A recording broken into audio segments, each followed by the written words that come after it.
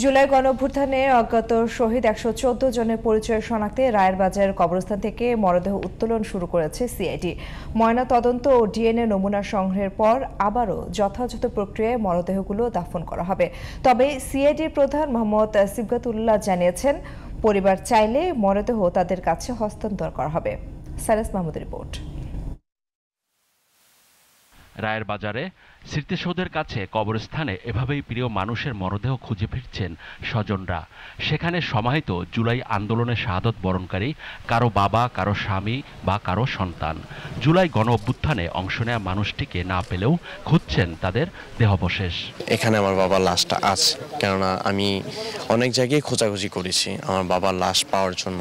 স্বৈরাচার সরকারের কারণে তাদেরকে বেওয়ারিশ ভাবে দাফন করাইছে। তারা কেউ বেওয়ারিশ না, তারা সবাই ওয়ারিশ। তাদের ফ্যামিলি পাগলের মতো খুঁজতেছে, তাদের ফ্যামিলি জানেই না তারা যেখানে বেওয়ারিশ ভাবে শুয়ে আছে। এখনো তো আমরা কবর শনাক্ত করতে পারি নাই, তো এখন আমাদের এখানে যে কবর শনাক্ত করব, আমরা তো চাচ্ছি কবর শনাক্ত করতে। যারা নাকি এই গণহত্যা চালে আমাদের সন্তানকে বুকে থেকে কেড়ে নিয়েছে, আমরা আপনাদের মাধ্যমে রাষ্ট্রের কাছে সঠিকভাবে যাতে বিচারটা হয়। দীর্ঘ প্রতীক্ষার পর রোববার সকালে রায়েরবাজার কবরস্থানে শুরু হয়েছে বেওয়ারিশ ১১৪ জনের মরদেহ তোলার কাজ। সেখানে অস্থায়ীভাবে স্থাপিত ফরেনসিক ল্যাবে ডিএনএ টেস্টের পর আবারও যথাযথ নিয়মে দাফন করা হবে মরদেহগুলো। আমরা সরকারের পক্ষ থেকে আমরা এটি নিয়ে এতদিন ধরে কাজ করেছি। আমাদের সাথে আসছেন আন্তর্জাতিক বিশেষজ্ঞ, office of the high commission of the human rights. ওনারা কিন্তু এসেছেন সুদূর নিউজিল্যান্ড থেকে।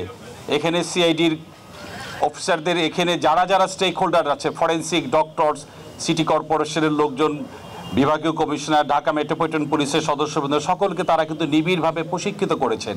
এর আগে এক সংবাদ সম্মেলনে সিআইডির প্রধান মোহাম্মদ সিবগাতুল্লাহ জানান, আন্তর্জাতিক প্রোটোকল অনুযায়ী মরদেহগুলো উত্তোলন করা হবে।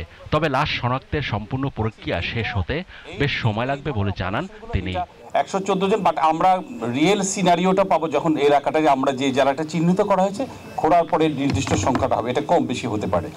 আবেদন আমরা পেয়েছি 10 জনের মতো, যারা এরকম, কারণ এখানে অনেকে অনেক রকম এরকম আছে, কিন্তু আবেদন পেয়েছি আমরা যাদের যাতে 10 জন। আমরা তাদের সকলের স্যাম্পল রাখবো, যেই যখন করবে আমরা এটা মিলাতে পারলে এটা করতে পারবো। আত্মীয় স্বজন যারা আছে এরকম কেউ যদি আরো থাকে, সিআইডিতে তারা যোগাযোগ করলে আমরা তাদের স্যাম্পল নেব। সিআইডি প্রধান বলেন, মৃতদেহ উত্তোলনের পর পোস্টমর্টেম, টিস্যু সংগ্রহ ও ডিএনএ প্রোফাইল তৈরি করা হবে। পরিচয় নিশ্চিতের পর পরিবার চাইলে স্বজনরা লাশ গ্রহণ করতে পারবেন বলেও জানান সিআইডির প্রধান। আমরা কবর থেকে লাশগুলোকে যথাযথ প্রক্রিয়া অনুসরণ করে যে প্রোটোকল আছে ইন্টারন্যাশনাল, সেভাবে উত্তোলন করব।